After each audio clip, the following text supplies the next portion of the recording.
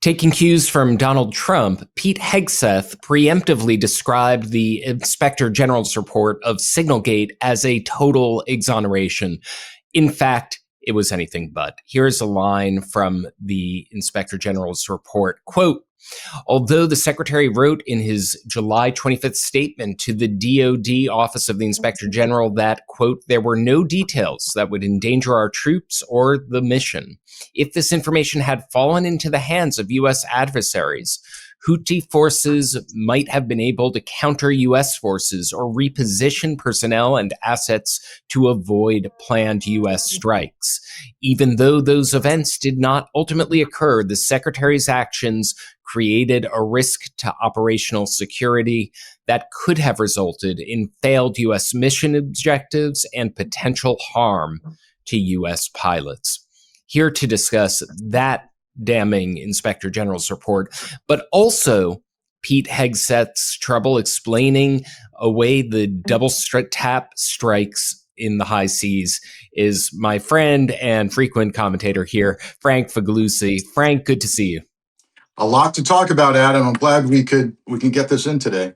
Yeah, absolutely. Let's start in reverse order because it seems like there is a lot of congressional action, a lot of interest in these strikes in the high seas that, I've spoken to legal experts who call it flat murder. And even before you get to double strikes, what do you think the most recent revelations have done to have finally forced some questions onto this policy that we've spoken about in the past? So first, put me in the camp that calls this murder. And here's why. It is overly polite and even disingenuous to refer to these strikes on civilians who are clinging to a boat that, by the way, we've learned is on fire and dissembled by the initial strikes. We are not at war. This is important to remember. That means that these civilians, even if they are drug couriers, and by the way, that's a big if, are not. That means they're not hostile combatants. They don't pose an imminent threat to troops. Therefore, this can't be a war crime. So the only thing left is to say that it is murder. And if you want to call it justifiable murder, what we've learned recently, to answer your question, from those who've been briefed and seen the video, and I include in that Connecticut House member Jim Hines, who walked out and said, this is the worst thing I've seen as a lawmaker. And that is what reportedly was displayed on this video was at least two people clinging to a burning, split vessel. No indication that they were armed. The talk that they might have been able to grab a radio as they're sinking in the water and radioed fellow drug couriers to somehow pick up their drugs and continue the drug mission is almost laughable. And so what we're learning is it's worse than we probably imagined, that it's not just a double tap. Even I am guilty of having called it initially a double tap, meaning two strikes. We're learning that there were subsequent strikes. In other words, keep going until they're dead. And again, you can't even say, in my law enforcement parlance, we would say neutralizing the threat. What threat? What threat has been articulated? And then what are we learning more of with regard to the finger pointing and scapegoating that's happening here? And the shifting stories from Secretary of Defense Hegseth, who has said initially, I never gave the order to kill everyone. Well, maybe I did, but not that. I didn't see the second strikes. I left, those were hours later. And by the way, the hours later thing further contributes to undermining the argument that this was an imminent threat. If you can wait around for hours, if that's true, to decide to kill someone, in a criminal court, we would call that premeditation.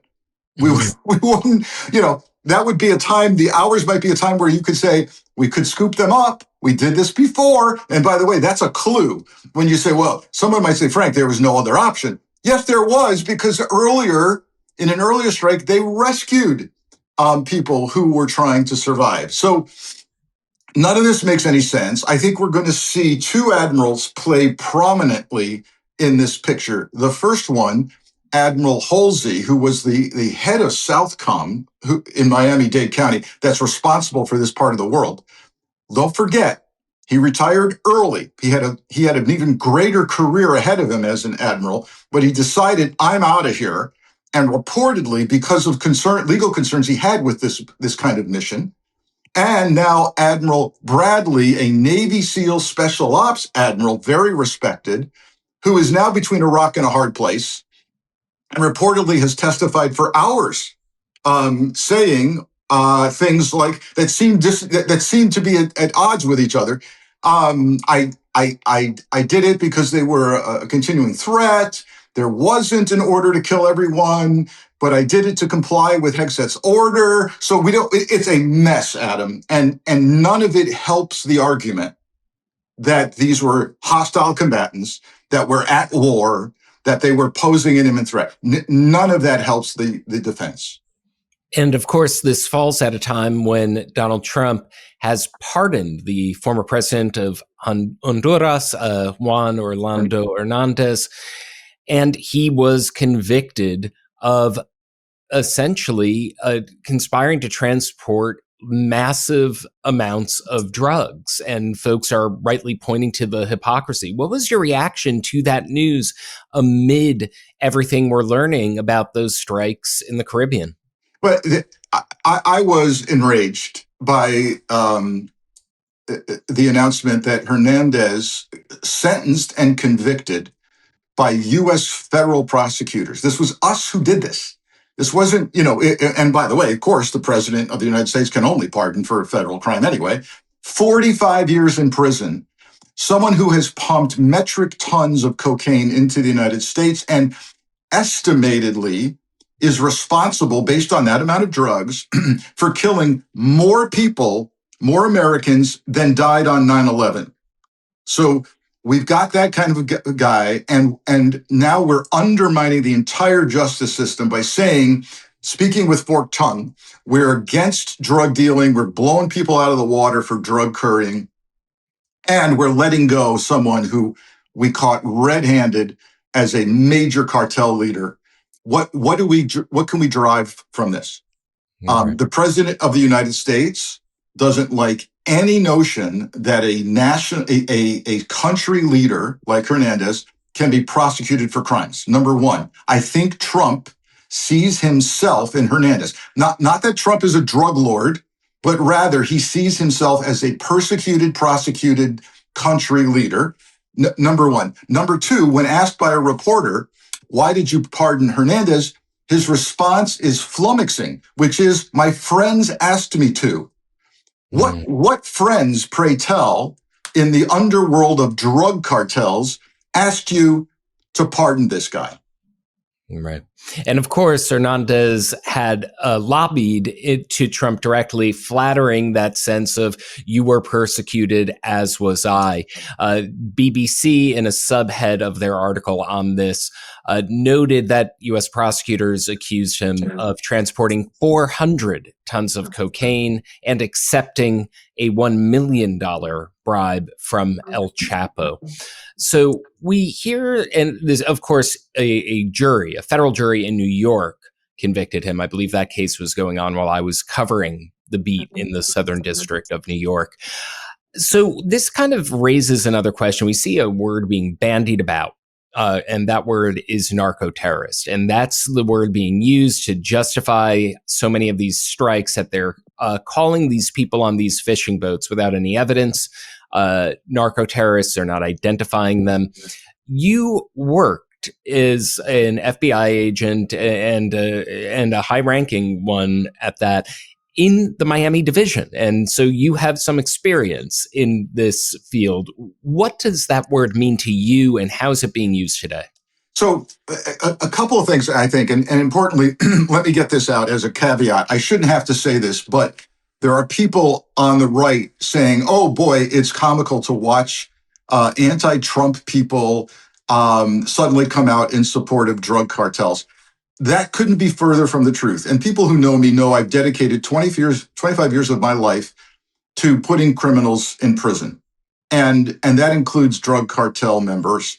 And yes, my service in the Miami division included the incredible observation of metric tons of dope coming into the ports of Miami in an unbelievable fashion. But it also, my experience in the FBI also means I'm a law and order criminal justice guy. I believe in the criminal justice system. I believe that the country can make a case against even a president of a country like Maduro and grab them and imprison them if the case is real.